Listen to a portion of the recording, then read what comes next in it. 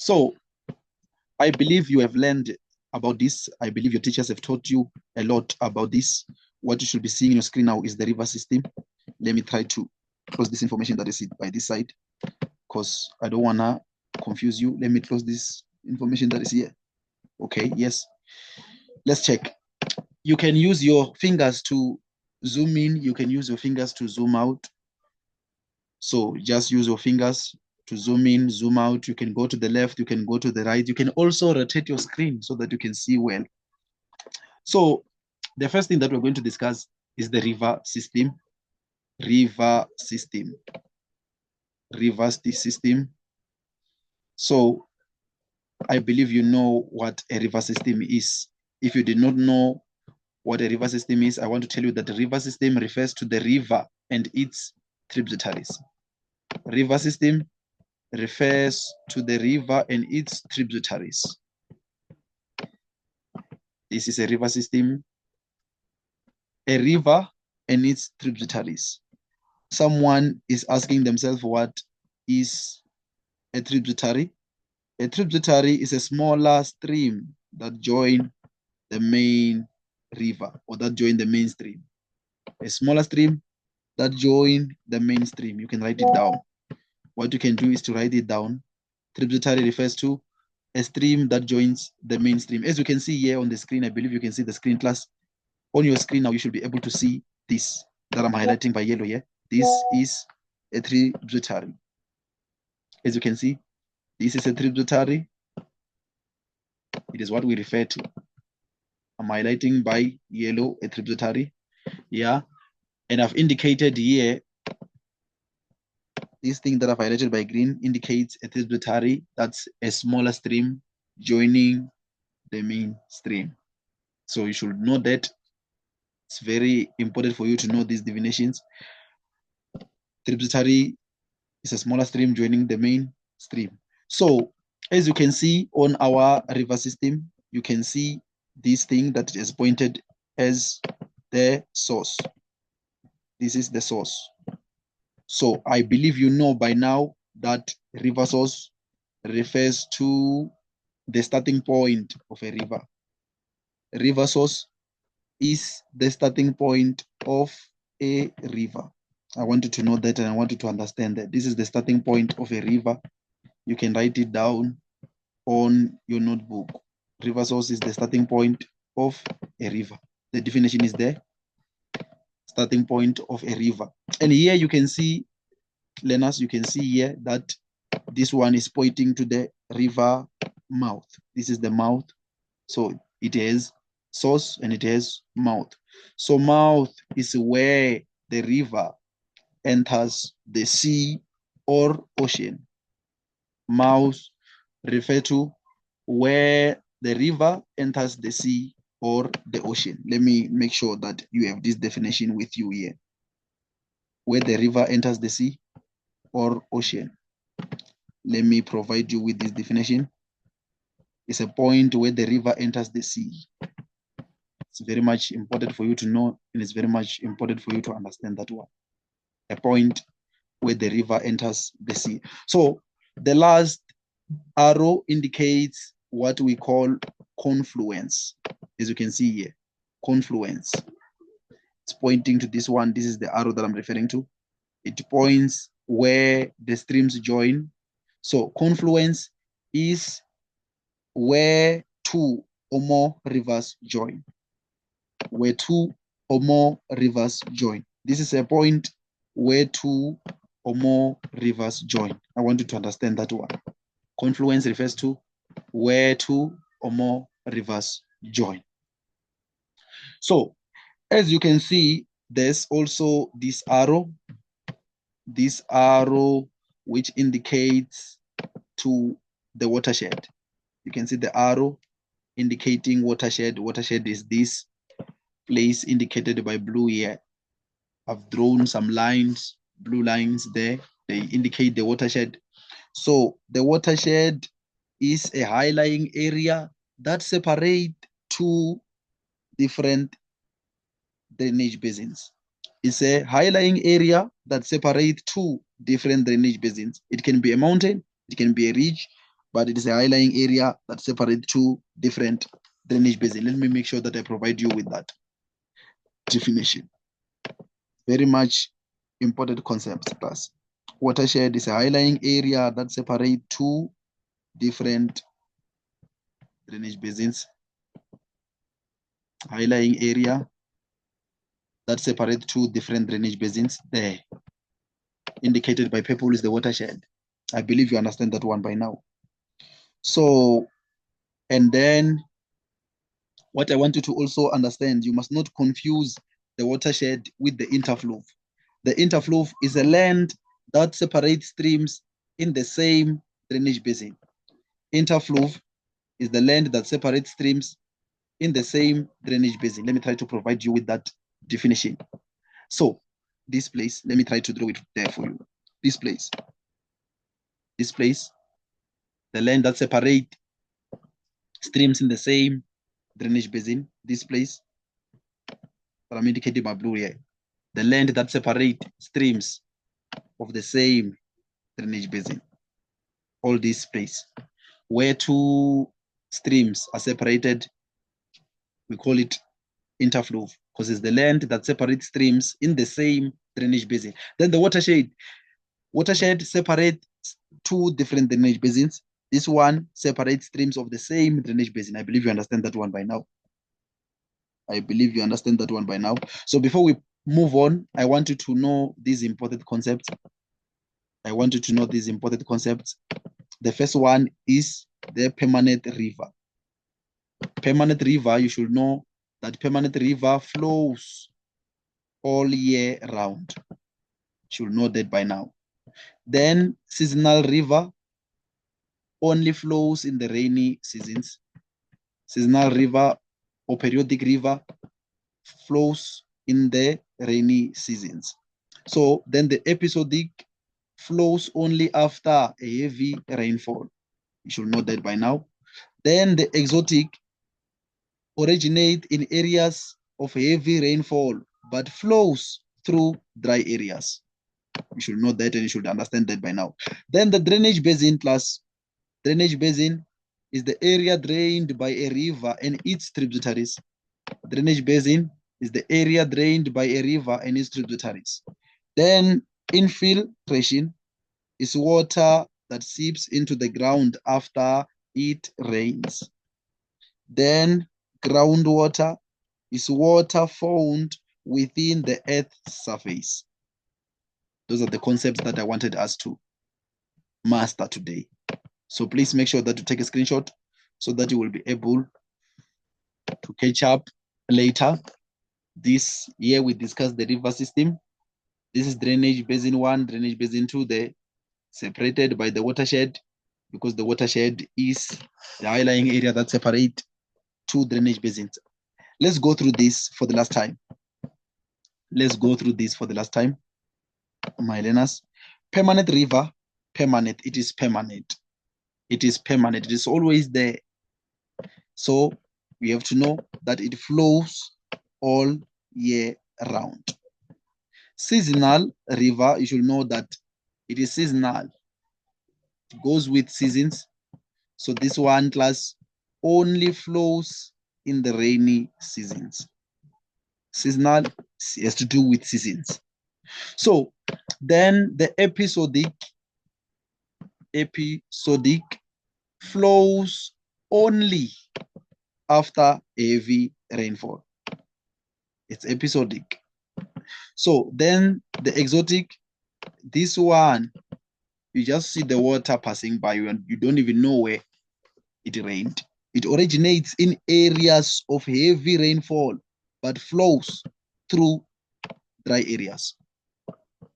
So then the drainage basin is area drained by a river and its tributaries. Then the river system refers to the river and its tributaries. The river source story, river source is the starting point of a river. Then the river mouth is the point where the river enters the sea. Confluence, point where two or more rivers join. Tributary, smaller streams that join the main stream. Interflow land that separates streams in the same drainage basin. Watershed is a high-lying area that separates two different drainage basins. Infiltration, water that seeps into the ground after it rains. Groundwater, water found within the earth's surface. Let's look at this one. Let's look at the drainage basin. This river system. This is the source, starting point of the river. Starting point of the river. This is the mouth where the river enters the sea. This is the tributary, smaller streams joining the main stream. This is the confluence, where two or more rivers join. This is the interfluve. Sorry. This is the interfluve, land that separates streams of the same drainage basin. Then this one here is the watershed. Watershed, high-lying area separating two drainage basins, one and this one, two. So this one here, class,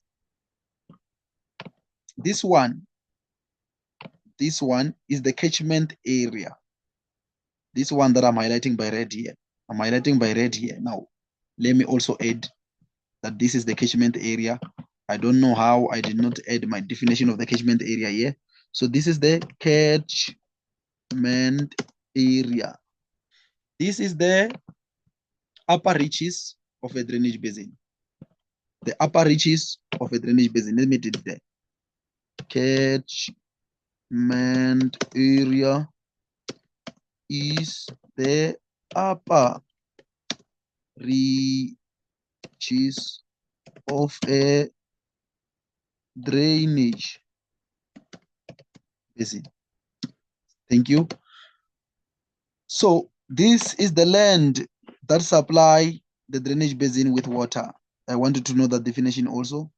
The land that supply the drainage basin with water. Land that supply the drainage basin with water. Catchment area is the upper reaches of a drainage basin, which is the land that supply the drainage basin with water. I believe you understand that one. Can we pass to page 2? Can we go to page 2, class? I'm waiting for answers. Did you understand the river system and the concepts? Did you understand the river system and the concepts? I'm looking at the chat. I can't see messages.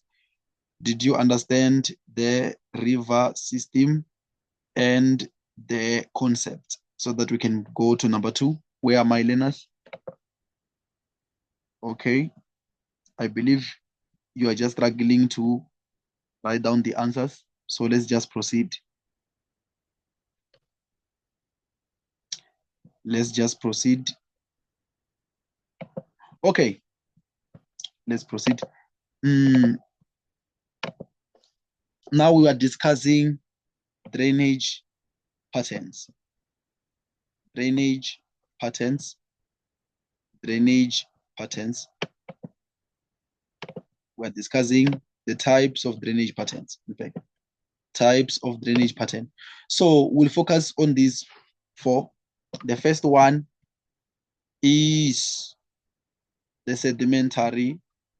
Sorry, it is not the sedimentary. This is the dendritic pattern. Let me write it down here. Dendritic pattern, let me write it there. Dendritic. What do you know about this one is that it resembles branches of a tree. Resembles branches of a tree. It's very much important for you to know that one. It resembles branches of a tree. You can see here, as you can see this pattern, it is similar to the branches of a tree. It's very much similar to the branches of a tree. So it resembles branches of a tree, and it is associated with horizontal sedimentary.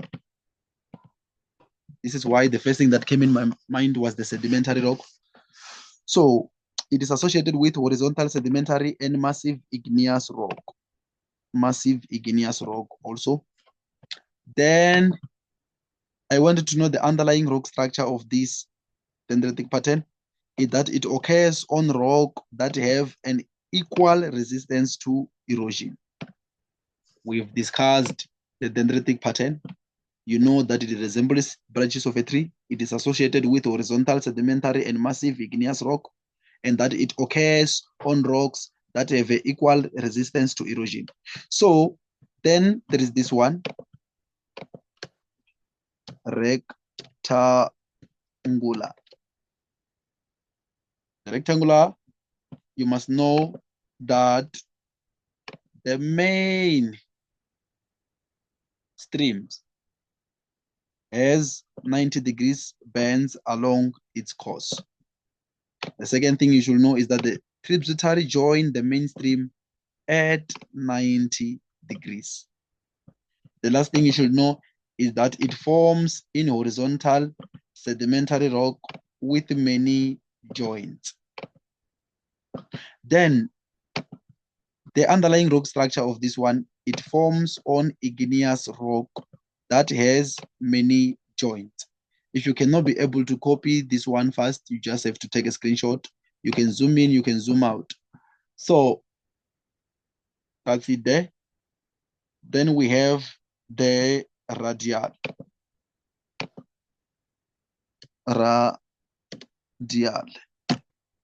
pattern. The radial pattern, I'm being fast because you know our time is limited.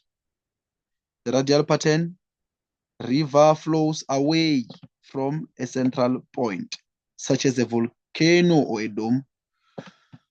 River flows away from a central point. As you can see here, this is the central point. It can be an oasis where the rivers flow away from it. So rivers flow away from a central point. Another thing is that it resembles the spokes of a wheel. Resembles the spokes of a wheel. And then the last thing is that it is associated with massive igneous rock. I believe you know the difference between sedimentary rock and igneous rock class. If you don't know about it, you can just alert us on the chat box that we can give you the characteristics of those two rocks. So it forms in areas where domes and volcanoes occur. You should know that by now. Then there's this one. There's this one here, which I believe you know and you have mastered it. Is this the centripetal? Centripetal.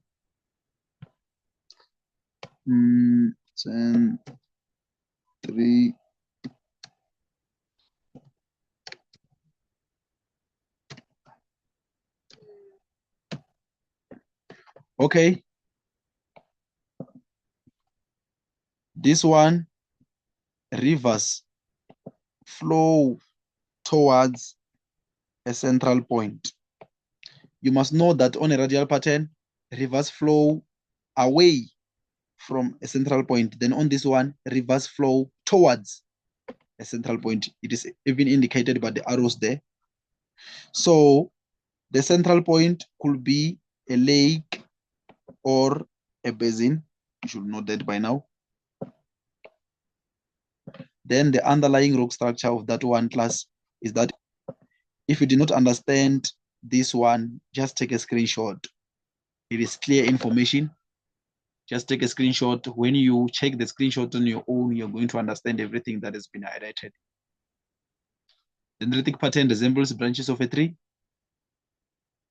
Radial pattern resembles the spokes of a wheel.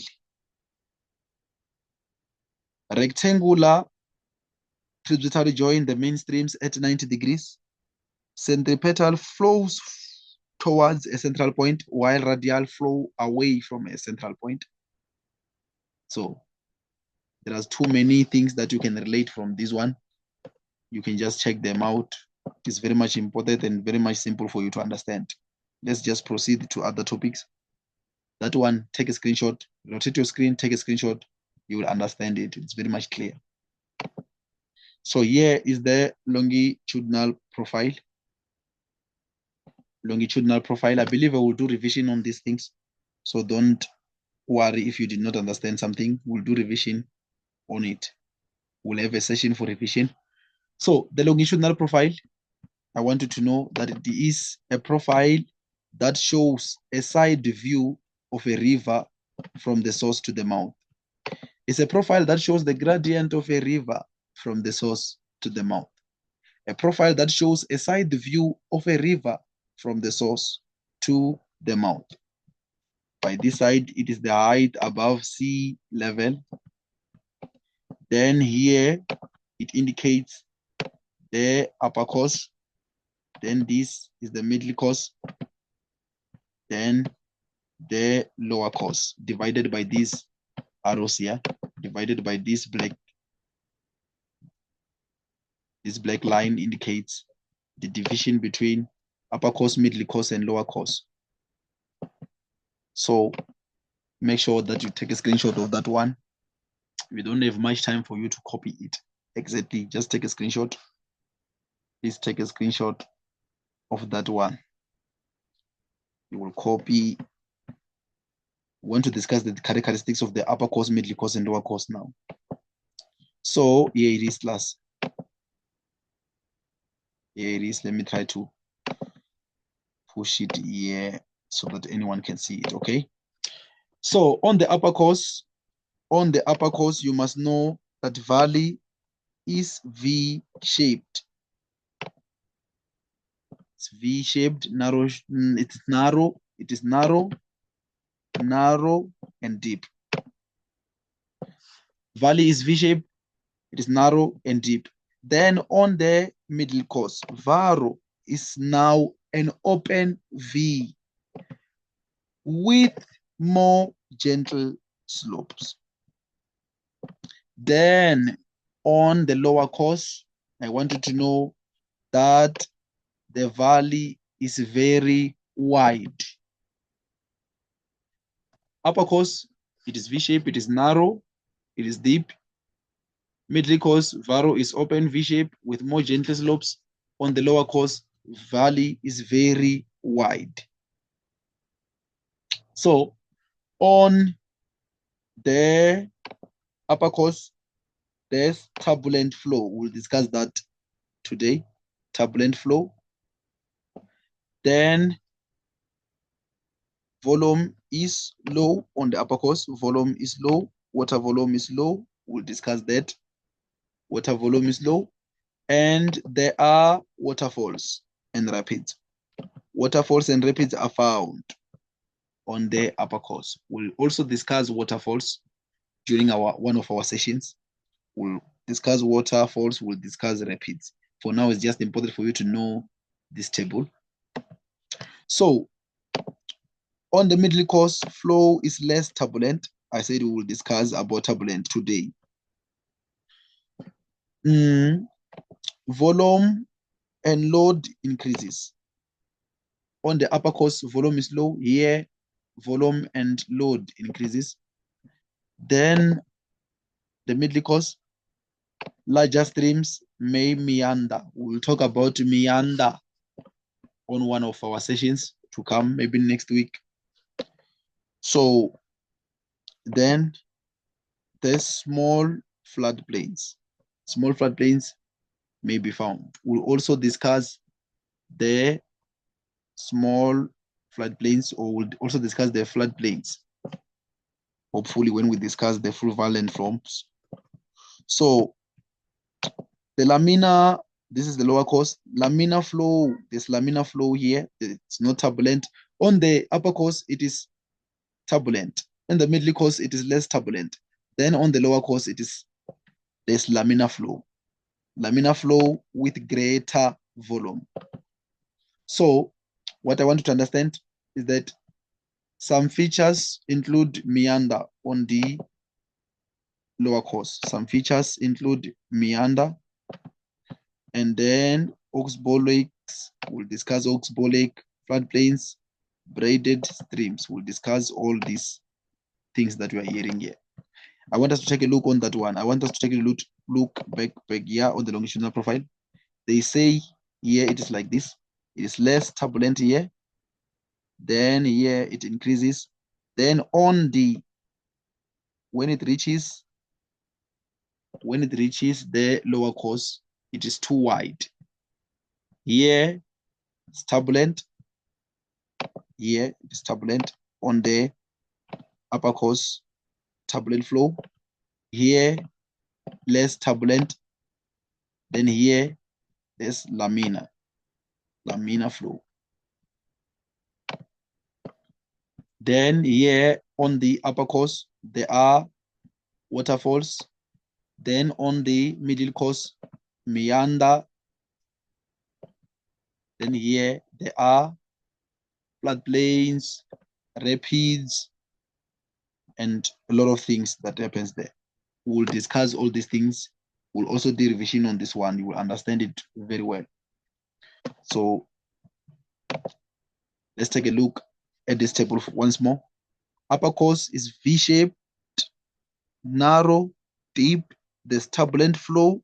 Volume is low. Waterfall and rapids are found. On the middle course, valley is now an open V shape with more gentle slopes. Flow is less turbulent. Volume and load increases. Larger streams may meander.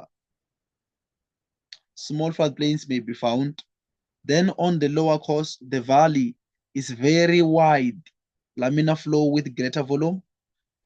Some features include meanders, oxbow lakes, floodplains, breathed streams. Please take a screenshot. We are now proceeding.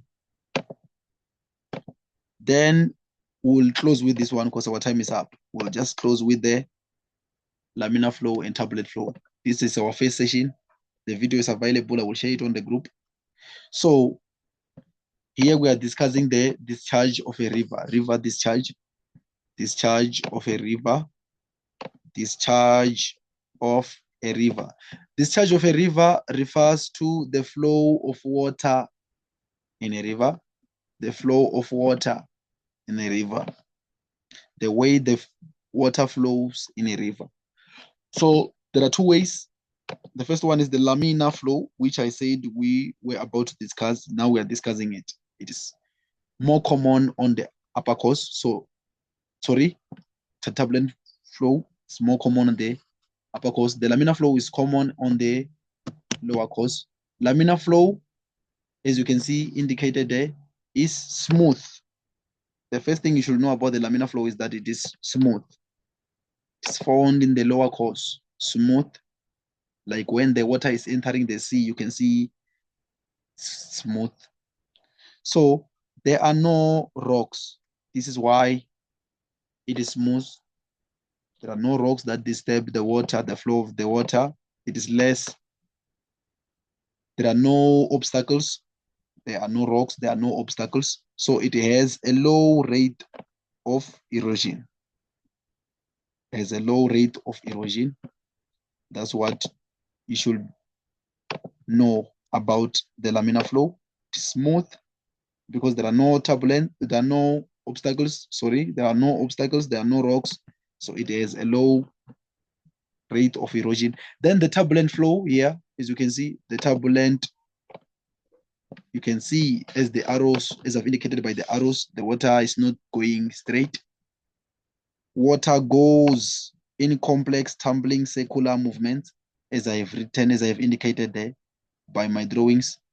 Water goes in complex tumbling circular movements. That's the turbulent flow, the characteristics of the turbulent flow. Water goes in complex tumbling circular movement. Then you should know more energy is required to overcome these obstacles. More energy is required to overcome these obstacles. There are obstacles here. On the laminar flow, there are no obstacles. So it has a high rate of erosion. You can just take a screenshot on that one. So we are left with few minutes. I want to know from you that on the things that we discussed about today, starting with the river system and the concept, this concept, and also the drainage pattern, as you can see, and also the longitudinal profile, upper course, middle course, and lower course, and also the river discharge. which we focused on the laminar flow and tablet flow. I want to know from you, class, is there anything you did not understood so that we can highlight it for the last time? Is there anything that you did not understand as we were discussing here? If there's nothing, then we'll just need to save the video and share it on the group. Is there anything that you would like me to highlight? I'm looking at the chat section. Let me see. Is there anything that you would like us to highlight? For the last time, I would like to add that for those who have joined us now, we discussed the river system. As you can see there, you can just take a screenshot. You can use your fingers to zoom in or zoom out. We discussed these concepts: permanent river, seasonal river, episodic, exotic, drainage pattern. I don't even want to get to it because we discussed about it. So the video will also be available for you to check it. We discussed the drainage pattern, as you can see there. We discussed the longitudinal profile and also the river discharge. So if there is nothing else, I would just like to appreciate you for joining today's class, learners. Thank you very much for joining this class. We will see how we are going to continue with classes, geography classes, though we are more focused on Maths Lead. We are more focused on Maths Lead, nothing changed. We just want to help as much as we can. If there is something that we can help, if there are many subjects that we can help, we just take the time and help you. So nothing is changing. We are not coming with something that is new. It's just that we are trying to help you. So thank you very much for your time. You can now exit the class. I will see you on the group. I will open the chat section so that we may ask me whatever question you have. Our class has come to the end. Thank you.